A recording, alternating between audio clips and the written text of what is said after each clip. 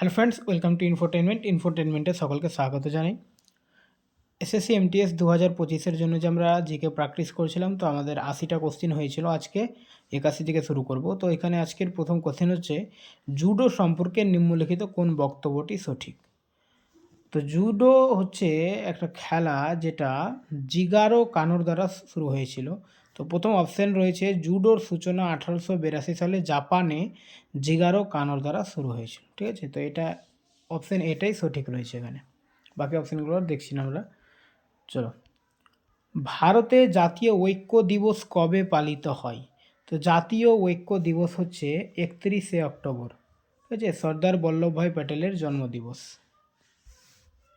31শে October জাতীয় ঐক্য দিবস, রাষ্ট্রীয় একতা দিবস 31শে অক্টোবর পালিত হয় সর্দার বল্লভভাই প্যাটেলের জন্মবার্ষিকী উপলক্ষে। স্বাধীনতার পর ভারতের একীকরণে তার ভূমিকা ছিল অত্যন্ত গুরুত্বপূর্ণ। তো অন্যান্য তারিখ ও তাৎপর্য যা রয়েছে, 26শে জানুয়ারি প্রজাতন্ত্র দিবস, 2রা অক্টোবর গান্ধী জয়ন্তী, আর 14 নভেম্বর শিশু দিবস। 2025 সালের 59তম ন্যাশনাল ক্রস কান্ট্রি চ্যাম্পিয়নশিপ কোথায় এবং কবে অনুষ্ঠিত হয়?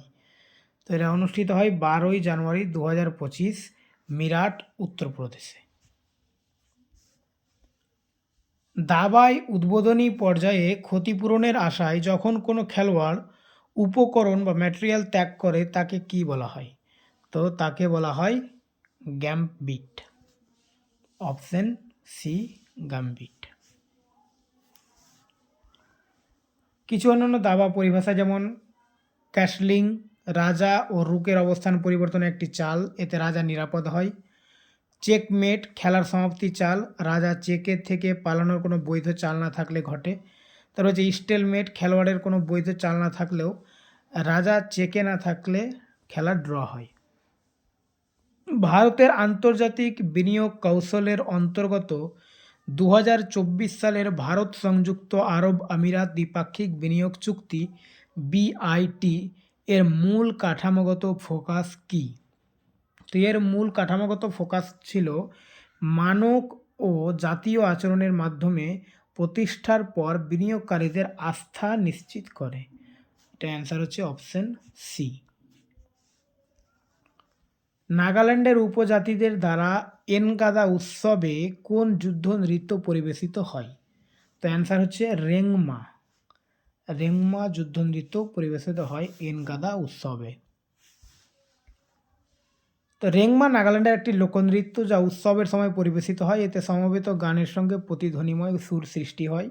নাগাল্যান্ডের অন্যান্য নৃত্য হচ্ছে মোটসে আলেয়াট্টু, জওয়ারা মধ্যপ্রদেশের লোকনৃত্য, ডালখাই ওড়িশার, আর গরাদি পুদুচেরি। সন্তোষ ট্রফি 2022-23 ফাইনাল অনন্যভাবে ড্যাশে অনুষ্ঠিত হয়েছিল, যেখানে কর্ণাটক 54 বছর পর মেঘালয়কে পরাজিত করে শিরোপা জেতে। তো সেটা হয়েছিল কোথায়? রিয়াদে। মল্লিকা সারাভাই 2010 সালে পদ্মভূষণ পান কোন ক্ষেত্রে অবদানের জন্য? তো মল্লিকা সারাভাই নৃত্যে অবদানের জন্য 2010 সালে পদ্মভূষণ পান। নৃত্য, ঠিক আছে, অপশান এ অ্যান্সার। তিনি আহমেদাবাদ ডরপনা একাডেমি অফ পারফর্মিং আর্টসের প্রতিষ্ঠাতা। 2005 সালে নাটক ও নৃত্য অবদানের জন্য ফরাসি সরকার তাকে ওয়ার্ডার অফ একাডেমি পালমস এর নাইট উপাধিতে সম্মানিত করে। কবিতা আইয়ার রচিত landscapes of loss, the story of an Indian drought গ্রন্থটির মূল বক্তব্য কোনটি সবচেয়ে ভালোভাবে প্রকাশ করে? তো কবিতা আইয়ারের রচিত হচ্ছে landscape of loss, the story of Indian drought. এখানে খরা আক্রান্ত অঞ্চলের একটি পরিবারের কাল্পনিক গল্প বলা হয়েছে। সরি, এটা আমি ভুল বললাম, এটা হবে ভারতে খরার মানবিক ও পরিবেশগত প্রভাবের উপর একটি গবেষণা। অপশন এ, ঠিক আছে। এখানে ড্রট মানে হচ্ছে খরা। Option A. The algebra of infinite justice Kashmir, the case for freedom এবং ক্যাপিটালিজম এ ঘোস্ট স্টোরি, এই বইগুলির লেখককে? তো এই বইগুলি লিখেছেন অরুন্ধতী রায়। Option C. অরুন্ধতী রায় তিনি ভারতীয় লেখিকা, তার উপন্যাস the god of small things সেই বছর বুকার পুরস্কার জেতে এবং প্রবাসী নন এবং এমন ভারতীয় লেখকের সর্বাধিক বিক্রিত বই। অন্যান্য রচনা হচ্ছে the ministry of utmost happiness, the cost of living and ordinary person's guide to empire. হিমবাহীয় ভূমিরূপ সম্পর্কে নিম্নলিখিত বক্তব্যগুলি বিবেচনা করুন। ঝুলন্ত উপত্যকাগুলি প্রায় উচ্চতর উচ্চতায় প্রধান হিমবাহ উপত্যকার মধ্যে উন্মুক্ত হয়ে যায়, সঠিক। ঝুলন্ত উপত্যকার শাখাগুলি প্রায়শই ত্রিভুজাকৃতি ফেসেটে কেটে যায়, এটাও ঠিক আছে। তো এখানে আমাদের বক্তব্য 1 এবং 2 দুটোই সঠিক। তো 1 এবং 2 উভয় সঠিক, মানে অপশান সি হবে অ্যান্সার, অপশান সি। ভারতে ড্যাশ নৃত্যশৈলীর কয়েকজন খ্যাতনামা শিল্পী হলেন রোশন কুমারী, শোভনা নারায়ণ, মায়া রাও ও কুমুদিনী লাখিয়া। তো এই মানুষগুলি কথক নৃত্যের সঙ্গে জড়িত, ঠিক আছে। তো অ্যান্সার হবে আমাদের কথক।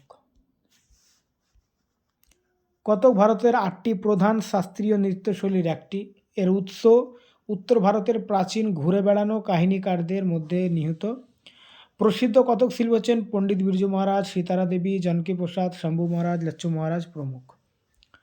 ইসরোর মানববাহী LVM-3 HVLVM-3 পুরো নামটা, ঠিক আছে, রকেটে ক্রু স্কেপ সিস্টেম এর প্রধান কাজ কি? তো এর প্রধান কাজ হচ্ছে উৎক্ষেপণের সময় জরুরি পরিস্থিতিতে ক্রু মডিউলকে নিরাপদে বিচ্ছিন্ন করা। 1983 ক্রিকেট বিশ্বকাপের ফাইনালে ভারতের পক্ষে 38 রান করে সর্বোচ্চ রান সংগ্রাহক কে ছিলেন? তো তিনি ছিলেন কৃষ্ণমাচারী শ্রীকান্ত। কৃষ্ণমাচারী শ্রীকান্ত চিকা নামে পরিচিত। তিনি একজন প্রাক্তন ভারতীয় ক্রিকেটার, কোচ ও ক্রিকেট ধারাভাষ্যকার। 1983 ক্রিকেট বিশ্বকাপ, প্রুডেন্সিয়াল কাপ 83 ছিল টুর্নামেন্টের তৃতীয় আসর।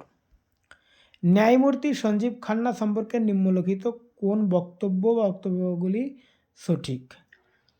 তিনি ভারতের 51তম প্রধান বিচারপতি, ঠিক।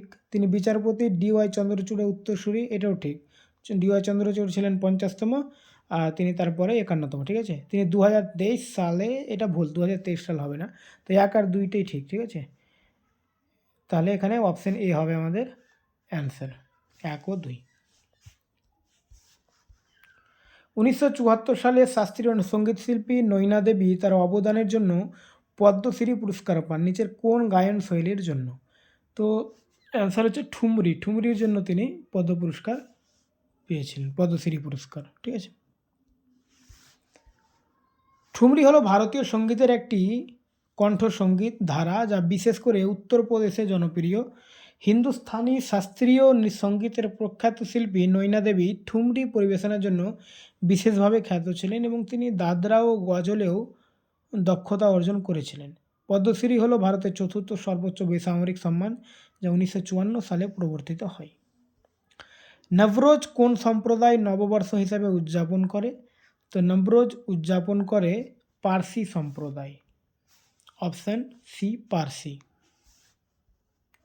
নবরোজ বা নওরোজ হলো পার্সি নববর্ষ। এটি জরাথুস্ট্র ধর্মাবলম্বী পার্সি সম্প্রদায় উদযাপন করে, যার উৎপত্তি প্রাচীন পারস্যে, বর্তমান ইরানে।